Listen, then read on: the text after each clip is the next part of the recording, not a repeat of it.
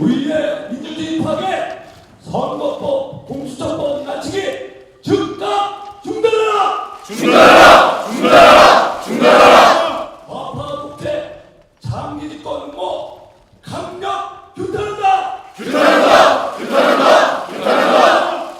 선거법, 공수처법 밀실 야합 즉각 철회하라! 철회하라! 철회하라! 철회하라! 정말 우리가 참담한 심정에 이 자리에 모였습니다. 연동형 비례대표제, 공수처가 선거법, 연동형 비례대표제 선거법, 그리고 공수처 법안이 패스트 트랙에 태워지는 순간 민주주의 생명 시한부 270일이 시작됩니다. 또 민주주의 붕괴 270일이 카운트다운 됩니다. 어렵사리 정착시킨 의회민주주의 질서가 붕괴됩니다. 의회민주주의의 사망 선고입니다. 민주공화정을 지탱하는 삼권 분립이 해체되는 것입니다. 지금 대한민국의 경제는 파탄되고 민생은 엉망입니다. 그러나 저들은 좌파 장기 집권 플랜을 드디어 시작했습니다. 저희가 막아야 됩니다. 문재인 대통령은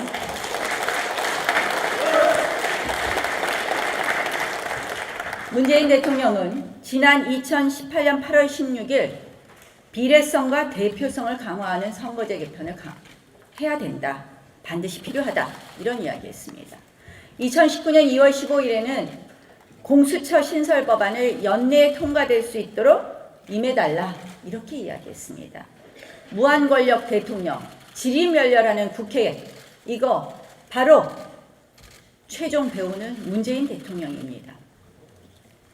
또한 어제 조국 민정수석 페이스북에 또 글을 올렸습니다. 그런데 그 페이스북 글을 언제 작성했느냐? 어제 여야 4당이 합의하기 직전이 아니라 21시간 전에 작성한 페이스북 글이 올라왔습니다. 역시 청와대가 막후 조율하고 있다. 이것을 보여주고 있습니다.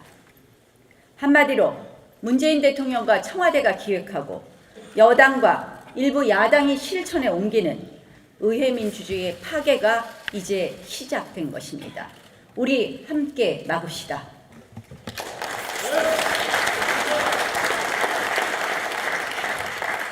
연동형 비례대표제, 우리끼리는 설명할 필요도 없습니다. 모두 다 아십니다.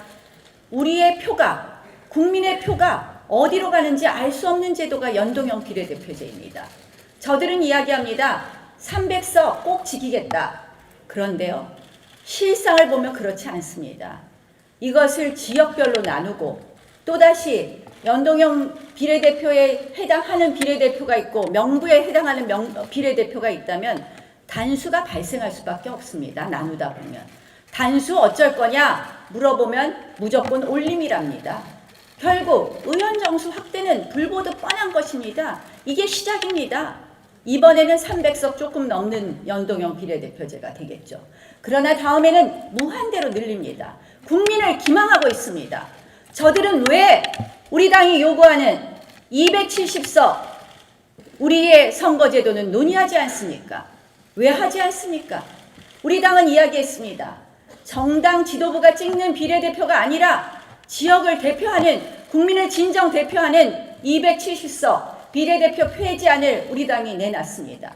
지금 정치개혁 특위는 6월까지가 시한입니다. 왜 논의하지 않고 패스트트랙을 태우겠습니까? 이유는 딱 하나입니다. 한마디로 좌파 연합 세력이 내년 선거에서 절대 과반을 안정적으로 확보하겠다는 것입니다. 이것은 국민 주권에 반합니다. 국민 주권이 침탈되는 것입니다. 막아야 되지 않겠습니까, 여러분?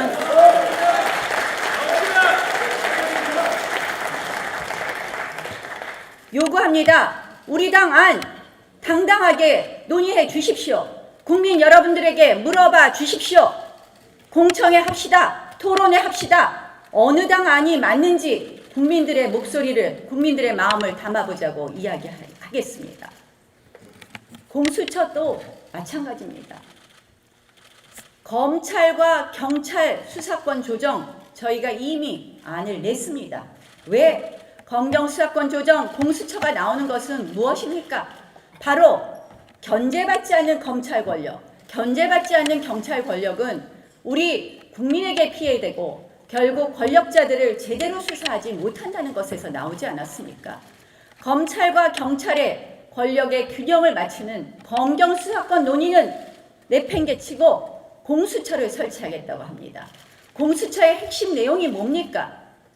한마디로 판사, 검사, 경무관급 이상의 경찰을 수사할 때는 공수처에 기소권을 주겠다는 것입니다.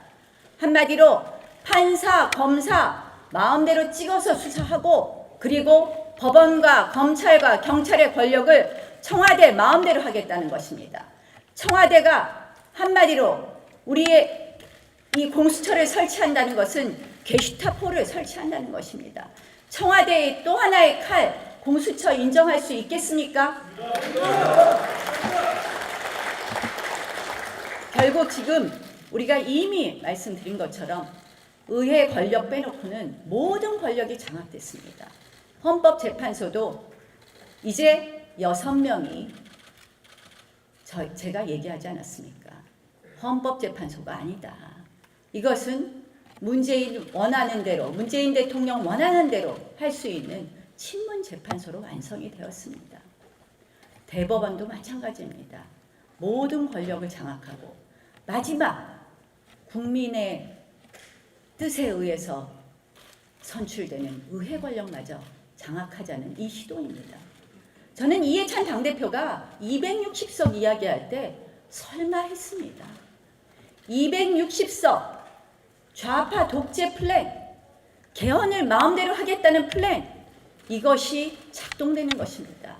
이거 저희 목숨 걸고 막아야 됩니다.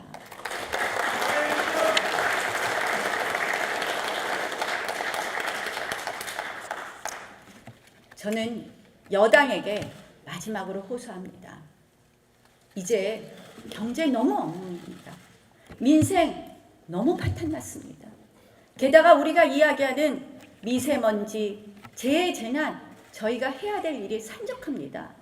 왜 어렵살리 열은 국회를 이렇게 팽개치고 또다시 밥그릇 싸움만 하느냐. 왜 여러분들의 집권을 위한 싸움만 하느냐. 이제 국회가 해야 될 본연의 임무로 돌아올 것을 여당에게 촉구합니다.